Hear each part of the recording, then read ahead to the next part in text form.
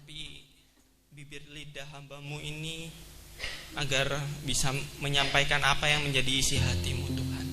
Berikan setiap kami tanah yang subur untuk kami bisa menangkap apa firman-Mu itu, Tuhan, dan bisa bertumbuh dalam setiap kehidupan kami.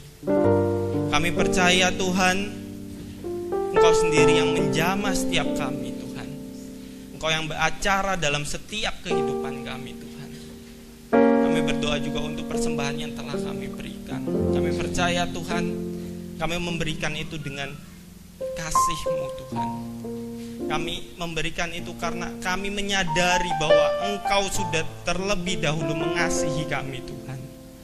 Terima kasih, Tuhan, terima kasih, Yesus. Berbicaralah pada setiap kami. Kami ingin mendengarkan apa yang menjadi isi hati-Mu, Tuhan. Terima kasih, Tuhan, terima kasih, Yesus. Dalam nama Tuhan Yesus, mari sama-sama katakan amin. Oke, shalom.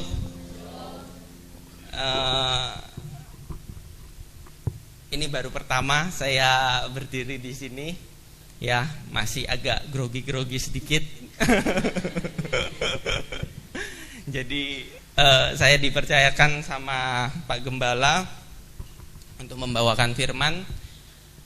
Pada pagi hari ini saya membawakan tema yang saya bawakan adalah financial freedom. Apa financial freedom itu? Bahasa Indonesianya kemerdekaan keuangan, kebebasan keuangan. Ya, kemerdekaan keuangan. Kalau saya tanya ke jemaat Tuhan di tempat ini, siapa yang sudah mengalami kemerdekaan keuangan? Siapa yang sudah mengalami kemerdekaan keuangan? Baru satu saja ini yang mengalami kemerdekaan keuangan ini. Bahaya. Ya, kenapa saya ngomong bahaya? Ya. Pertanyaan saya yang kedua. Siapa yang di sini sudah mengalami atau sudah memiliki yang namanya keselamatan? Angkat tangan. Yang sudah memiliki keselamatan. Ya, semua ya? Atau ada yang tidak angkat tangan? Siapa yang tidak angkat tangan? Siapa yang belum memiliki keselamatan? Bertobat, nanti kita doakan. Ya. Siapa yang sudah memiliki keselamatan? Semua. Ya. Ya. Padahal ya, keselamatan itu ya, kita bisa tahu dari mana kok kita sudah memiliki keselamatan. Yang tadi angkat tangan semua itu, siapa yang tahu betul-betul kok tidak ini kita punya keselamatan atau tidak ini? Bisa tahu tidak? Bisa. Bagaimana caranya? Percaya pada Yesus Kristus. Begitu saja. Tuhan dan Juru Selamat. Begitu saja. Ya. Next, Batok. Ya. Kita mari buka Lukas 16 ayat 10 sampai dengan ayat 13. Lukas 16 ayat 10 sampai ayat ke-13. Judul perikopnya adalah setia dalam perkara yang kecil. Setia dalam perkara yang kecil. Saya bacakan Lukas 16 ayat 10. Barang siapa setia dalam perkara-perkara kecil, ia setia juga dalam perkara-perkara besar. Dan barang siapa tidak benar dalam perkara-perkara kecil, ia tidak benar juga dalam perkara-perkara besar. Stop sampai situ dulu. Pertanyaannya saya, apa perkara kecil itu? Mungkin kita selama ini berpikir, perkara kecil itu pelayanan-pelayanan kecil.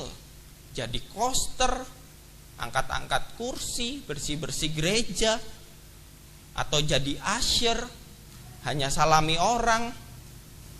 Ya, saya dulu diajarkan waktu saya ikut remaja, usher pun itu tidak sembarangan. Usher itu bukan perkara kecil. Ya, usher itu adalah kalau kita mau masuk ruang bait Allah, kita harus pembasuhan dulu. Itu fungsinya asyir. Jemaat Tuhan yang mau masuk ke bait Allah itu dibasuh dulu. Sekarang kalau asyirnya saja tidak siap, asyirnya dari rumah sudah memiliki dosa yang belum dibereskan misalkan, ya, airnya yang untuk pembasuhan jemaat itu kotor, kau mau basuh apa? Jemaat itu datang ke sini, ya toh, penuh dengan masalah, penuh dengan dosa, dibasuh. Saat kita shalom, itu kita doa. Itu yang saya diajarkan dulu. Asyir itu bukan perkara kecil. Ya, apa maksud Tuhan perkara kecil di sini? Mari kita lanjutkan. Ayat ke-11. Jadi, ya, jikalau kamu tidak setia dalam hal mamon, yang tidak jujur, siapakah yang akan mempercayakan kepadamu harta yang sesungguhnya? Dan jikalau kamu tidak setia dalam harta orang lain, siapakah yang akan menyerahkan kepadamu sendiri hartamu? Hartamu sendiri kepadamu. Ya, seorang hamba tidak dapat mengabdi kepada dua tuan, karena jika demikian ia akan membenci seorang dan mengasihi yang lain, atau ia akan setia kepada seorang dan tidak mengindahkan yang lain. Kamu tidak dapat mengabdi kepada Allah dan kepada mamon. Ternyata bagi Tuhan perkara kecil di sini apa? Dalam hal keuangan, dalam hal mamon. Di mata Tuhan, keuangan itu adalah masalah yang paling sepele. Kalau kita masih belum mengalami kebebasan keuangan, hati-hati. Kenapa? Karena bagi Tuhan, keuangan itu masalah yang paling kecil, paling sepele. Ya, next, Pak Ato. Ya, jadi saya bisa bilang kebebasan finansial adalah pintu pertama, ya, untuk menguji apakah kita sudah memiliki keselamatan atau belum.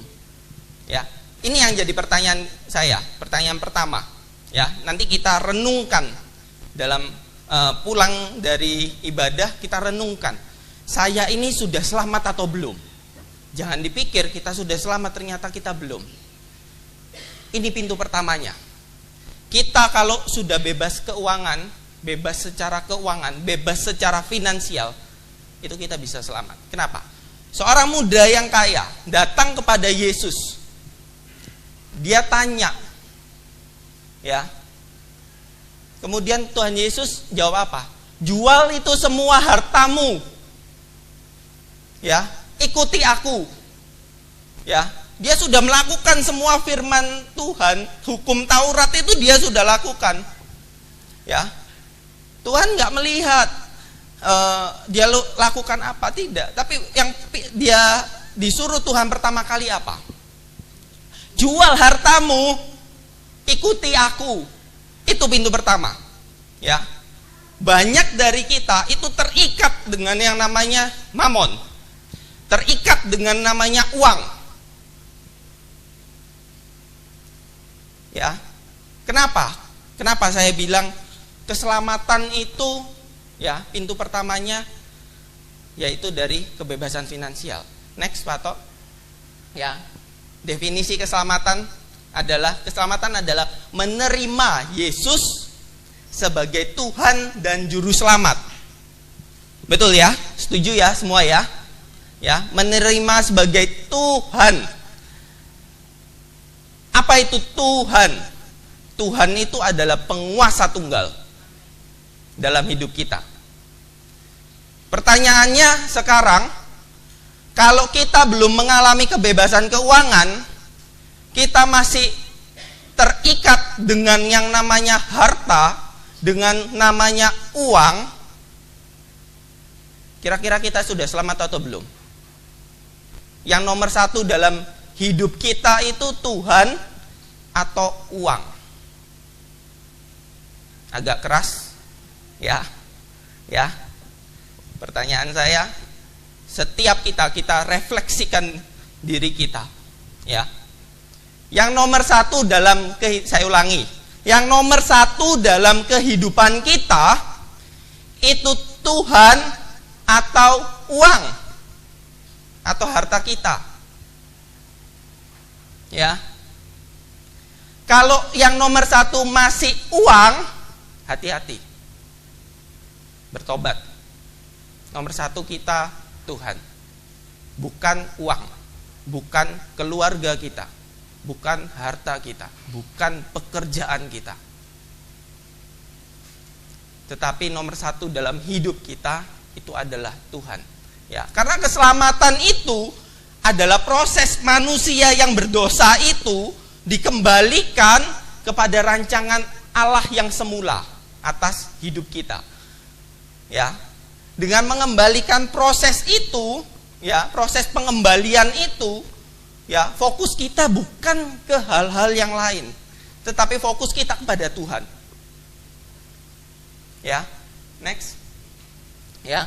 Jadi kebebasan finansial, ya, di hadapan Tuhan adalah ketika kita sudah tidak terikat dengan apapun dan siapapun di dunia ini, termasuk harta kekayaan dan keluarga. Seringkali banyak orang yang menjadikan keluarganya itu hartanya. Ya, harta terbesar dalam keluarga saya adalah anak-anak saya, istri saya, suami saya. Ya. Ya.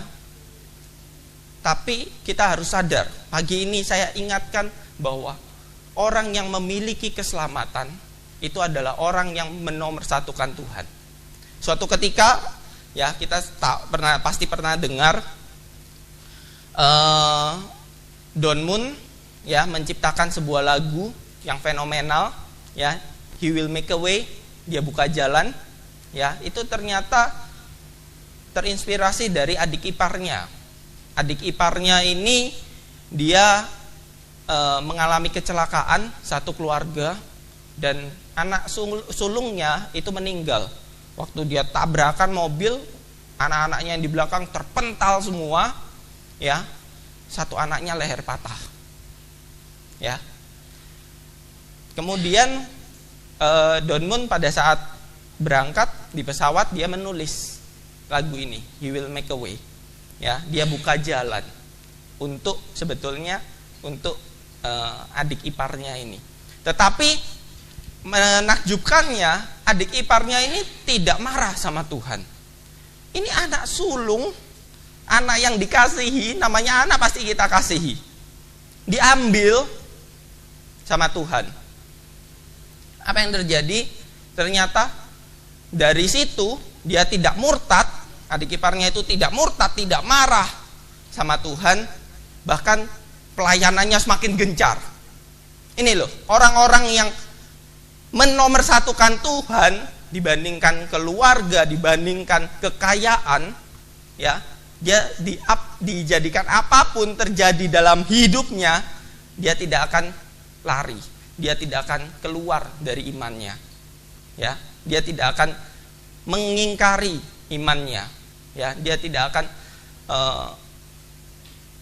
menyangkal Tuhannya. Ya, ini loh, menjadikan nomor satu. Pertanyaannya kita sekarang, situ baru pekerjaannya dikeluarkan sudah ngomel-ngomel sama Tuhan. Ya, situ baru omsetnya kecil sudah ngomel-ngomel sama Tuhan. Ini sudah nomor satu belum Tuhan dalam hidup kita? Ya, situ baru mengalami masalah kesehatan sedikit sudah marah-marah sama Tuhan, sudah keluar cari yang lain, dukun-dukun alternatif, orang pintar. Situ sudah nomor satukan Tuhan belum? Situ sudah punya keselamatan belum? Ya, next. Ya, mari kita baca di Ayub 1 ayat 20 hingga ayat ke-22. Ayub 1, ya, ini salah satu contoh orang yang menomorsatukan Tuhan. Orang yang betul-betul memiliki yang namanya keselamatan itu. Ya, kita tahu bahwa Ayub itu memiliki harta yang begitu banyaknya, anak-anak yang banyak juga, diberkati Tuhan secara melimpah. Kemudian tiba-tiba Tuhan izinkan untuk itu semua hilang. Kira-kira Kalau kita mengalami hal seperti Ayub ini, coba kita pikirkan. Kita marah tidak sama Tuhan? Ini saya sudah kerja keras ini Tuhan. Dari kecil saya sudah banting tulang. Ya. Kok Tuhan ambil semua? Ini Tuhan sayang saya kok tidak? Ya. Kita bertanya seperti itu atau kita berbuat seperti Ayub ini? Ya, mari kita baca ayat 20 hingga ke 22. Ayub 1 ayat 20 sampai ke 22. Maka berdirilah Ayub lalu mengoyakkan jubahnya dan mencukur kepalanya. Kemudian sujudlah ia dan menyembah. Katanya, dengan telanjang aku keluar dari kandungan ibuku, dengan telanjang juga aku akan kembali ke dalamnya. Tuhan yang memberi, Tuhan yang mengambil. Terpujilah nama Tuhan. Dalam kesemuanya itu Ayub tidak berbuat dosa dan tidak menuduh Allah berbuat yang kurang patut. Ini orang yang sudah mengalami yang namanya kebebasan keuangan. Ya. Ini orang yang sudah mengalami namanya kebebasan keuangan. Next, atau ya. Orang yang mengalami kebebasan keuangan, ya, itu kuncinya satu. Sadar sepenuhnya, ya, bahwa semua harta kekayaan itu adalah milik Tuhan. Kita ini sebagai pengelola, bukan pemilik.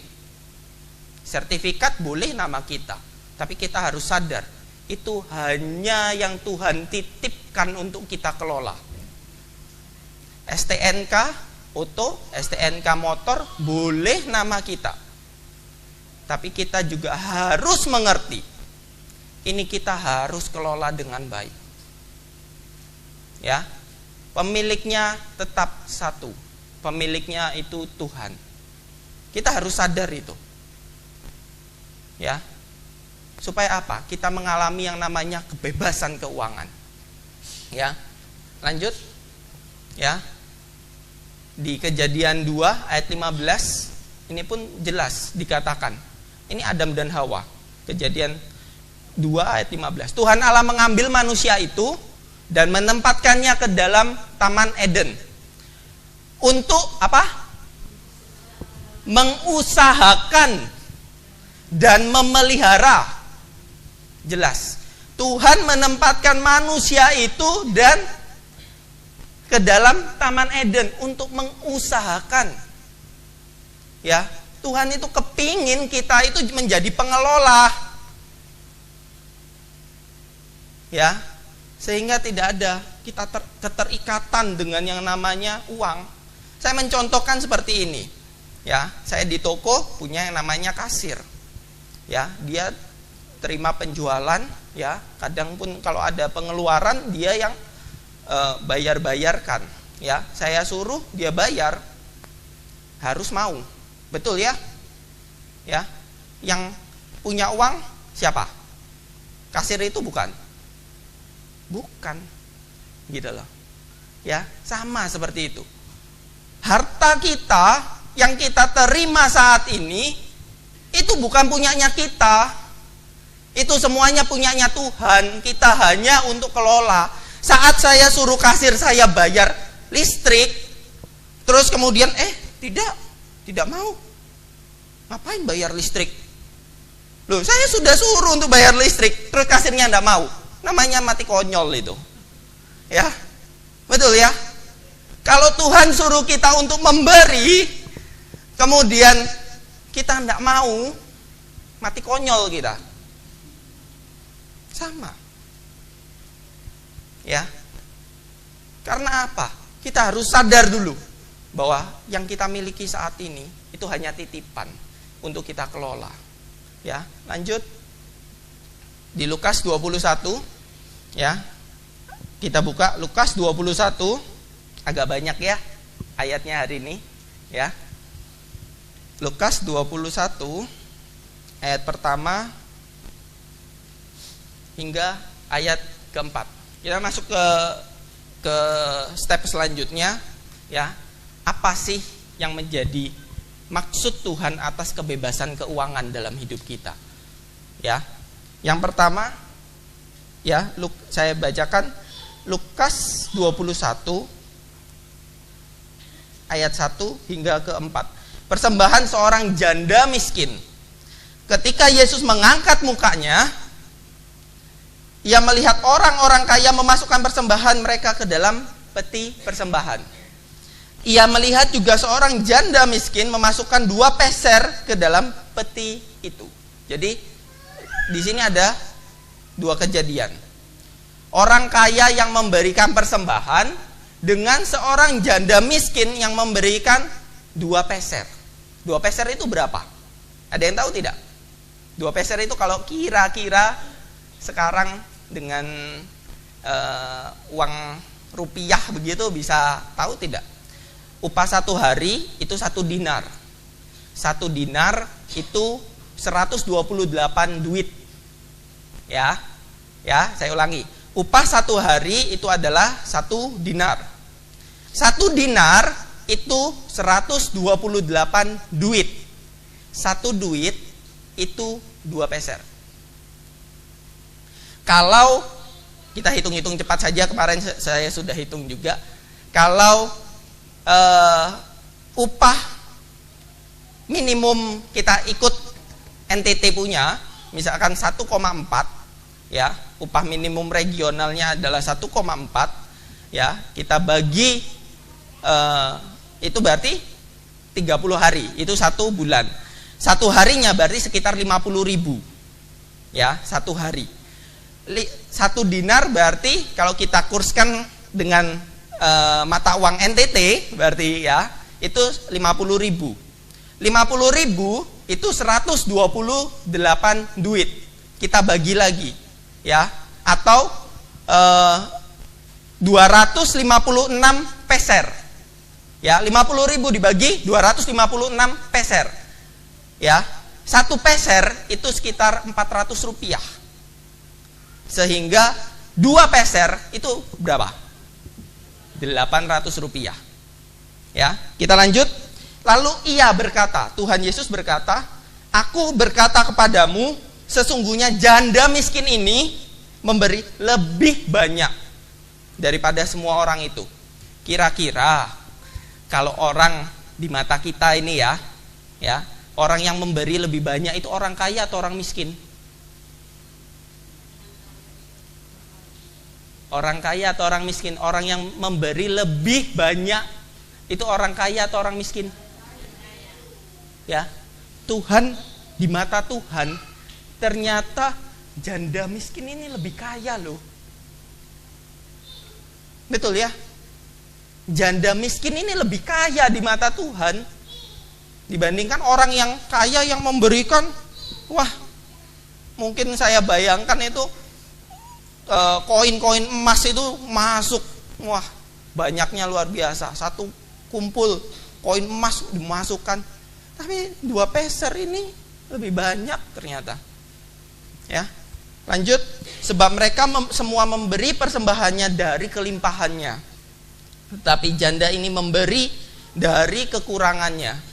Ya, bahkan ia memberi seluruh nafkahnya. Ya, di mata Tuhan, ya, yang namanya kekayaan beda ternyata sama apa yang kita bayangkan, kita pikirkan. Saya ada video, mari kita nonton.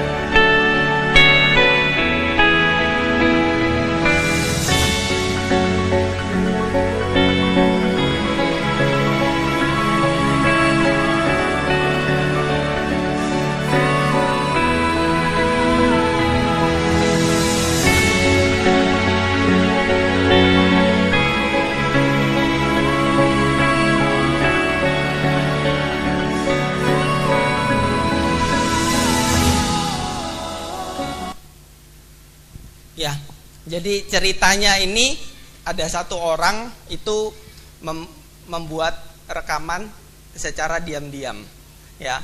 Dia membeli sebuah makanan kecil, samosa itu di India itu makanan kecil, harganya 2.000, ya. Tapi dia keluarkan uang 200.000 dikasihkan pada si penjual ini.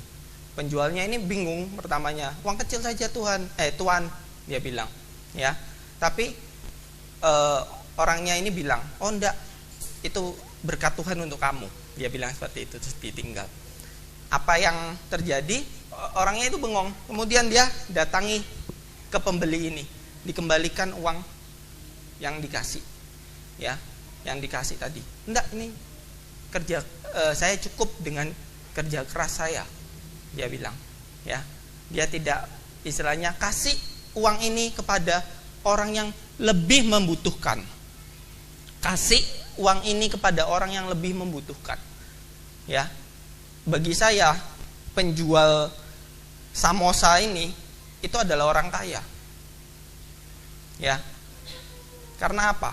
Sikapnya dia. Lanjut atau ya, ya. Karena pengertian kekayaan, ya, antara Tuhan dengan apa yang dipikirkan manusia itu berbeda, ya. Kalau dunia itu mengajarkan, mamon itu mengajarkan bahwa kekayaan itu saat kamu punya banyak uang, angka dalam saldo tabunganmu itu nolnya banyak.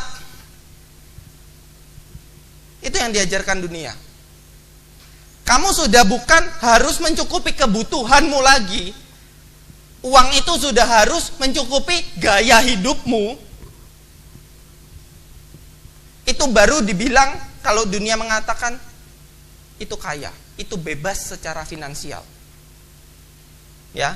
Tapi di mata Tuhan itu berbeda.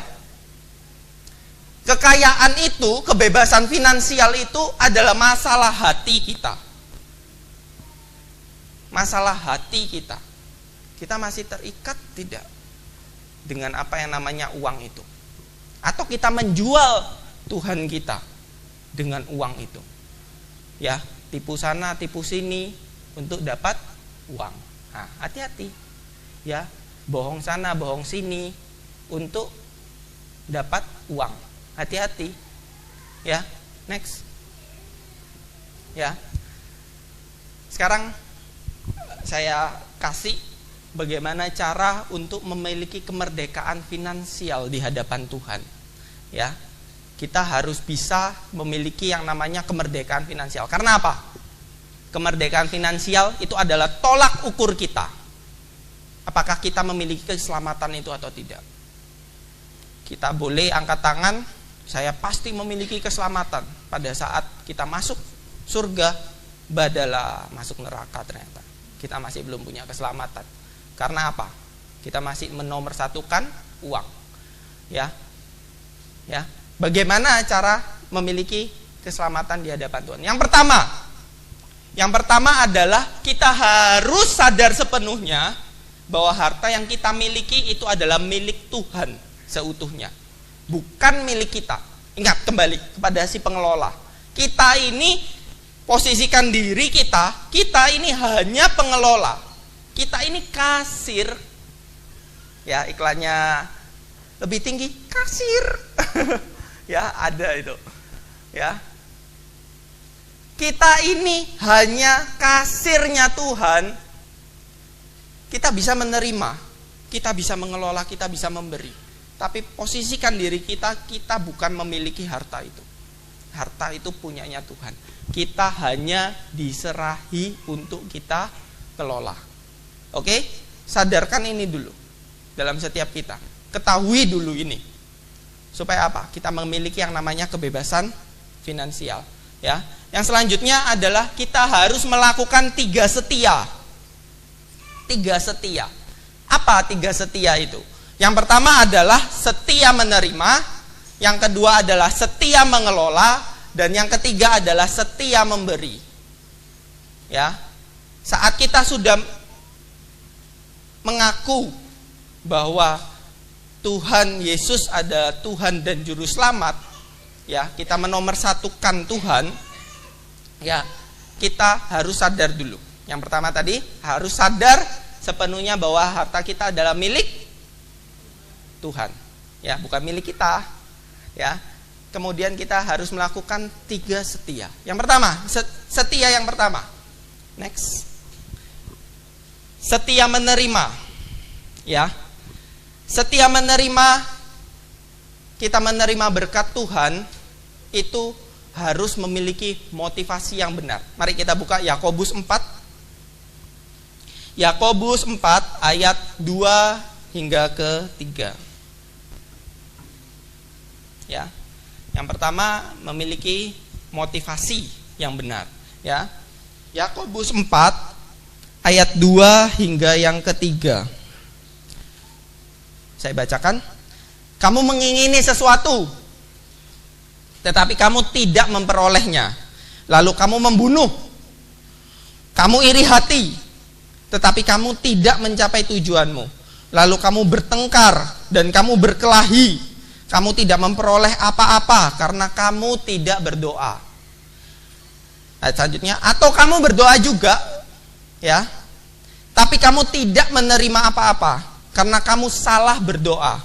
Sebab kamu minta itu hendak kamu habiskan untuk memuaskan hawa nafsumu. Kita sudah minta sama Tuhan, ya, janji Tuhan, ya, mintalah maka kau akan diberi. Tapi ternyata kok kita tidak terima apa-apa Tuhan. Cek dulu diri kita sudah punya motivasi benar atau tidak. Cek dulu. Kamu motivasimu untuk kamu pamerkan ke tetanggamu, ke saudaramu, hati-hati. Ya. Motivasimu untuk memperkaya dirimu, hati-hati. Berkat Tuhan itu pasti. Tapi motivasi kita harus benar di hadapan Tuhan. Ya, berkat Tuhan itu, saya sudah pernah ngomong, Tuhan itu untuk memberi berkat itu cuma seperti ini saja. Cuma menjentikkan jarinya saja kita bisa dapat berkat melimpah. Gampang. Tuhan ini sanggup. Gitu loh. Tetapi yang jadi permasalahan ini diri kita sudah siap belum? Gitu loh. Kita sudah motivasinya, kita sudah benar tidak? Kita ini bukan danau, kita ini bukan tandon, kita ini aliran sungai. Berkat Tuhan itu untuk memberkati. Lihat, di Polomang itu kalau danaunya tidak dialiri hujan, ya, kumpul di sana akhirnya apa? Bau. Betul ya? Ya. Tapi lihat, sungai-sungai yang tiap hari airnya mengalir, pasti jernih.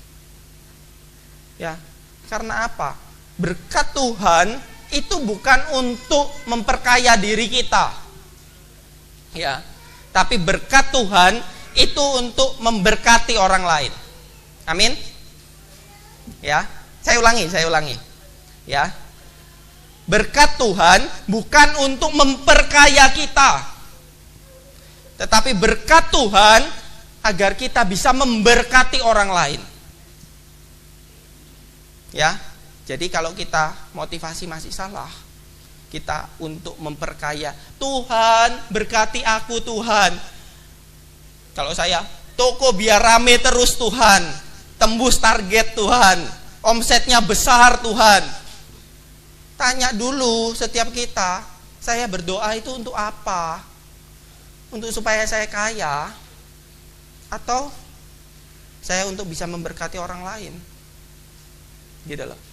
Ya, karena saya pun tidak bisa sangkal bahwa semakin kita diberkati Tuhan, ya, yang kita aliri air itu, berkat itu pasti lebih besar. Ya, pipa 1 dim tidak mungkin bisa mengaliri air yang kencang berkubik-kubik untuk 5 dim atau 10 dim misalkan, atau yang lebih besar. Ya dia cuma kecil begitu saja. Gitu loh. Tujuan kita untuk memberkati, bukan untuk memperkaya diri kita. Itu kesetiaan kita. kesetiaan kita dalam menerima. Ya, selanjutnya yang kedua adalah setia mengelola. Ini yang tadi Lukas 16 tadi, ya, bahwa kesetiaan dalam mengelola itu, ya, itu yang tentang perkara kecil tadi, ya. Lukas 16, ya, kesetiaan mengelola. Jadi jikalau kamu tidak setia dalam hal mamon yang tidak jujur, siapakah yang akan mempercayakan harta yang sesungguhnya? Jikalau kamu tidak setia dalam harta orang lain, kita dipercaya untuk mengelola hartanya orang lain, ya. Kamu tidak setia, siapa yang menyerahkan hartamu sendiri padamu? Ya, harta kita itu apa? Harta kita yang sesungguhnya itu apa? Nanti di langit dan bumi yang baru. Amin. Ya, yang sekarang kita kelola, yang sekarang kita punya sertifikat nama di sertifikat itu hanya titipan. Kita hanya menjadi pengelola, ya. Kita harus kelola itu, kita sudah tahu itu titipan. Kita harus kelola dengan benar. Tidak dipikir-pikir, ini punya Tuhan saja, santai-santai, malas-malas saja, tidak usah kerja. Tidak, gitu loh. Ya, kita harus lakukan dengan benar dan bertanggung jawab. Ya, seringkali uang itu menjadi ujian bagi karakter kita. Ya, orang-orang yang mungkin gajinya pas-pasan, masih pas-pasan, 1 juta, 2 juta untuk kebutuhan hidup, ya toh.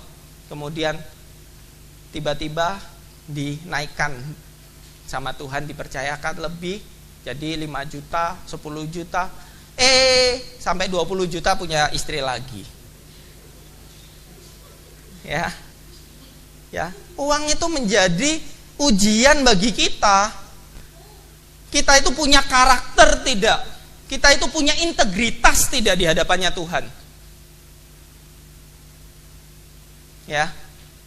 Jadi kita harus setia dalam mengelola. Ya. Kita harus setia dalam mengelola. Selanjutnya yang ketiga adalah kesetiaan dalam memberi. Maliaki 3 ayat yang ke-10. Ini kita harusnya hafal, tapi jarang dibawakan di mimbar sini. Ya. Harusnya hafal, karena kita harus melakukan ini. Ya.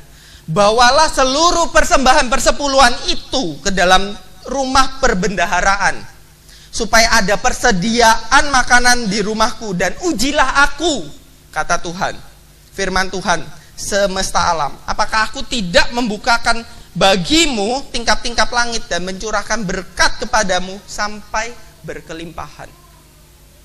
Ya. Ya, mengembalikan persepuluhan itu artinya kita mengakui dengan jujur bahwa kita itu menerima berkatnya Tuhan. Kalau kita tidak memberikan persepuluhan, hati-hati. Ya.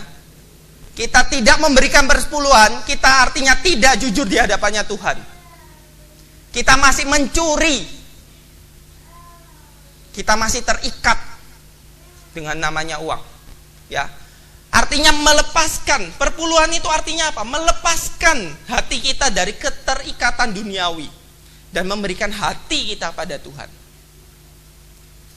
Perpuluhan itu harus.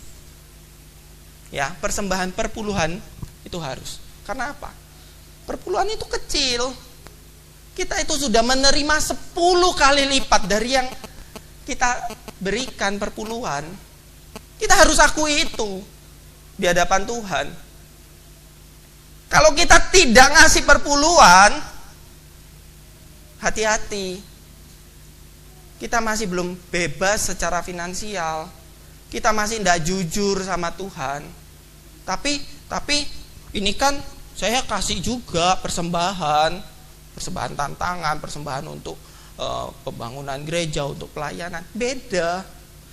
Perpuluhan itu untuk persediaan makanan di rumahku. Bukan, itu beda persembahannya. Yang pertama itu adalah persembahan perpuluhan. Yang kedua itu baru ada persembahan-persembahan lain. Persembahan perpuluhan ini adalah wajib. Ya. Persembahan perpuluhan ini adalah wajib supaya kita tahu posisi hati kita itu sebetulnya di mana. Kita tidak pernah ngasih perpuluhan, kita tidak pernah jujur sama Tuhan, hati-hati. Situ belum mengalami yang namanya kebebasan keuangan. Belum mengalami kebebasan keuangan, artinya apa? Tadi yang pertama saya tanya, ayo, tidak memiliki keselamatan. Karena kita masih terikat dengan yang namanya uang. Ya. Lanjut. Ya. Hati-hati juga tentang memberi. Ini yang seringkali jemaat Tuhan itu salah menangkap. Saya memberi banyak supaya saya terima banyak. Saya memberi cacing kecil supaya dapat ikan besar. Kita mancing seperti mancing, Tuhan dipikir pancingan. Ya. Kita kasih ikan kecil supaya dapat ikan besar. Kembali ke setiap masalah menerima. Motivasi kita salah berarti. Kita memberi itu karena kita tahu, kita mendengar suara Tuhan. Tuhan suruh memberi, kasih. Gitu loh. Ya, suatu ketika tahun lalu, ini kejadian tahun lalu, akhir-akhir tahun, ya. Saya itu di toko itu sistemnya gajian. Saya pun digaji, ya. Saya pun digaji. Saya membuat diri saya, walaupun itu semua atas nama saya, ya. Secara kalau manusia melihat ya itu memang punya saya, tapi saya membuat diri saya gajian di toko itu, ya. Setiap bulan saya pun ya ada pengeluaran untuk biaya hidup sehari-hari, ada juga yang saya simpan, ya. Persiapan waktu itu saya ada uang untuk persiapan melahirkan anak kedua. Istri saya, bukan saya, ya. Challenge persiapan untuk melahirkan karena harus operasi. Jadi waktu itu saya siapkan uang ini.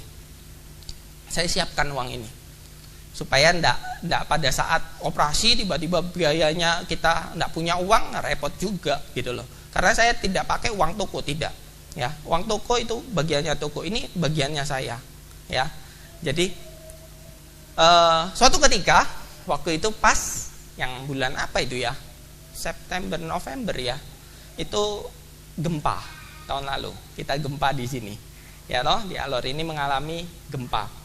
Habis itu Pak Gembala di sini, Pak Roni bilang, ayo kita memberi, ya, untuk membantu teman-teman kita, ya, jemaat Tuhan yang di gunung-gunung yang kena terdampak gempa secara besar, ya.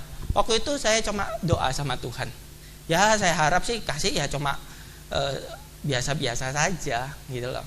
Tapi waktu saya doa, Tuhan jawab apa? Kasih semua yang ada di tabunganmu, ya.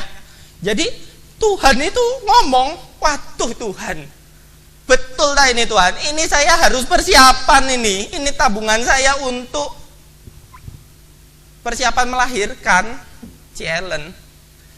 Tapi Tuhan suruh untuk kasih semua yang ada di tabungan. Tapi bukan uang toko, uang tabungan saya yang saya siapkan itu, ya. Jangan salah sangka. Ya. Saya disuruh kasih semua. Yang saya lakukan apa? Tidak ada babi bu, ya. Saya langsung tanya nomor rekeningnya Pak Pendeta, langsung saya transfer semua. Saya habiskan 0. Ya. Taat. Saya pikir bukan karena saya mau menerima berkat untuk mancing berkat, enggak. Karena saya cuma taat, saya disuruh Tuhan. Gitu loh. Saya cuma disuruh Tuhan. kasih semua. Kasih. Bodoh saya kalau misalkan nggak saya kasih. Bodoh. Bos saya suruh keluarkan kok. Betul ya? Kita ini pengelola, bukan pemilik. Saat Tuhan sudah suruh kasih, nggak usah babi bu. Saat Tuhan sudah suruh memberi, nggak usah tapi. Ya, lakukan dengan setia, lakukan dengan taat. Ya, karena apa? Matius 6 ayat 21. Karena di mana hartamu berada, di situ hatimu berada. Pertanyaan kita, harta kita sedang di mana? Harta kita sedang di mana? Harta kita paling besar apa? Rumah kita? Kendaraan kita? Pekerjaan kita? Anak-anak kita? Atau Tuhan? Saat hatimu berada dalam kasihnya Tuhan, ya, di situ hartamu ada dalam Tuhan. Di situ hatimu berada. Ya, apabila harta semakin bertambah, janganlah hatimu melekat padanya. Ya, kita belajar untuk mendengar. Kita harus punya namanya kepekaan. Tuhan suruh apa sih dalam hidup kita? Ya, Tuhan suruh apa? Ya, jadi pulang gereja jangan juga datang ya pinjam-pinjam uang juga. Ya, ini kan nanti ini. Tidak, saya cuma dengar apa kata Tuhan. Kalau Tuhan suruh kasih. Kalau Tuhan tidak suruh kasih, Tuhan diam saja, enggak, percuma. Gitu loh. Ya. Selanjutnya, ya. Saya ada video satu lagi. Video atau Semua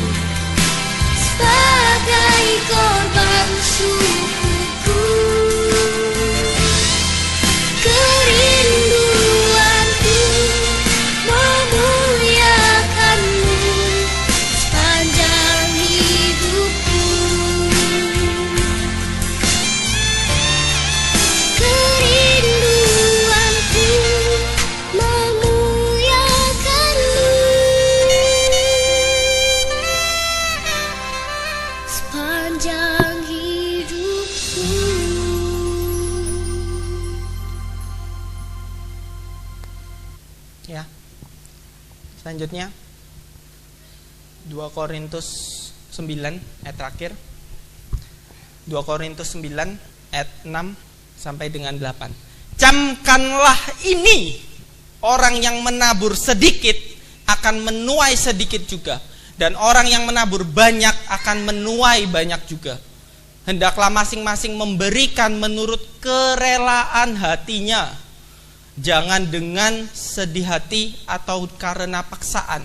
Sebab Allah mengasihi orang yang memberi dengan sukacita, dan Allah sanggup melimpahkan segala kasih karunia kepada kamu, supaya kamu senantiasa berkecukupan di dalam segala sesuatu dan malah berkelebihan di dalam berbagai kebajikan. Ya, jadi kita harus sadar. Kita mengaku tadi kita sudah memiliki keselamatan, maka kita harus memiliki yang namanya kebebasan secara keuangan. Kita tidak terikat lagi, ya. Di mata Tuhan itu berbeda, ya. Bukan nominalnya, bukan nolnya yang banyak di buku tabungan, bukan. Ya, tetapi hati kita menomorsatukan Tuhan dalam hidup kita. Ya, itu kita bisa disebut kita memiliki kebebasan keuangan. Kita tidak terikat dengan harta, ya, dengan aset, dengan nol yang banyak itu, ya, dengan bahkan dengan keluarga kita. Kita tidak terikat. Ya, kita ini sebagai pengelola harta itu cuma punyanya Tuhan. Ya. Jadi kita harus setia memberi, menerima. Kita harus memiliki motivasi yang benar. Ya, jangan mancing tadi, ya. Kita harus setia dalam mengelola. Kita harus apa yang kita dipercayakan Tuhan. Kita punya pekerjaan, kelola dengan benar, dengan tanggung jawab. Ya. Dan yang terakhir, kita harus setia dalam memberi. Perpuluhan jangan alasan ini itu. Perpuluhan itu harus, itu kewajiban. Ya. Supaya apa? Kita tidak terikat. Ya, kita sadar bahwa perpuluhan itu milik Tuhan. Itu milik Tuhan, kita nggak ngasih, mencuri namanya. Hati-hati. Ya. Kemudian selanjutnya ada persembahan, memberi persembahan yang lain, ya, untuk pekerjaan Tuhan, ya, untuk janda, untuk fakir miskin, misalkan seperti itu, hal-hal seperti itu, ya. Jadi kita sadar kalau kita memiliki yang namanya keselamatan itu, artinya kita harus bebas secara finansial. Kalau kita masih belum bebas secara finansial, ya, hati-hati. Kita harus pikirkan lagi. Kita pikir ulang. Ya, mari kita bangkit berdiri, kita nyanyikan pujian.